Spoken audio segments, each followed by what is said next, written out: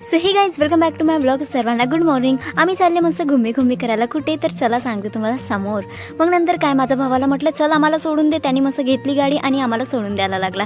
आणि गाईज या एरियाकडे आले तर मला भीती का बरं वाटते. आणि आम्हाला यायचं होतं ताईचा फ्रेंडकडे. तिकडे आले आणि ताईचा मुलाला घेतला पण तोही रडायला लागला. नंतर हा कालू दिसला. हा तर भुकलेला नव्हता आमच्यावर. नंतर ह्या ताई आली होती आणि मस्त बोरिया बिस्तर घेऊनच आली होती वाटते 2-3 दिवसाचं इकडे. तर मग काय लागले आम्ही इकडे कामाला. काही बनवणार होते आम्ही काही स्पेशल. मग या ताईचा लग्नाचा आम्हाला अल्बम दिसला तोही बघितला आणि काही वस्तू आणायचं होतं म्हणून आम्ही निघाले बाहेर गेली तर प्रॉब्लेम होऊन पिचा थोडी सुटते गाईज. मग काय चप्पली तुटली. मग नंतर इकडे आले. यायचं मस्त बनवणं चालू होतं काही स्पेशल. ते म्हणजे मॅगी.